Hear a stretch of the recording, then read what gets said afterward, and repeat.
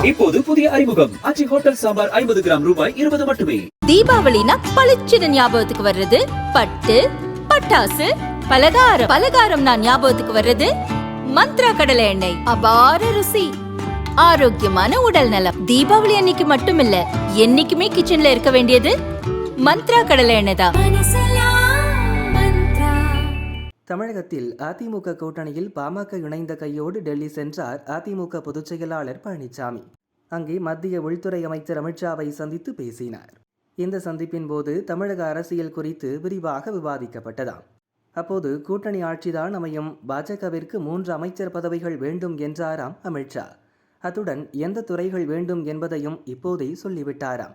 அறநிலையத்துறை, கல்வி, கலாச்சாரம் ஆகியவைதான் பாஜகவின் விருப்ப பட்டியல். இதற்கு பழனிசாமி பதில் எதுவும் சொல்லவில்லையா? இன்னொரு பக்கம் திமுக கூட்டணியில் காங்கிரசும் ஆட்சியில் பங்கு கேட்டுள்ளது.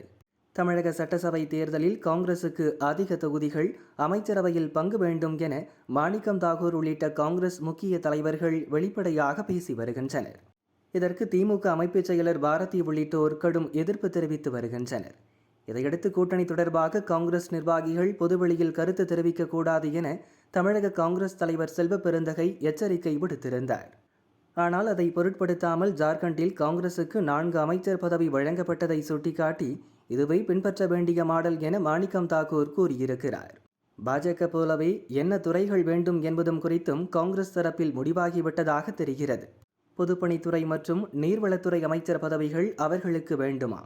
நிதி பற்றாக்குறையில் கட்சி செயல்பட்டு வருவதால் பொதுப்பணித்துறை வாயிலாக அதிக அளவில் காசு பார்க்கலாம் என்பதுதான் எண்ணம். அடுத்த வாரம் டெல்லியில் தமிழக காங்கிரஸ் தலைவர்களை சந்திக்கிறார் ராகுல்.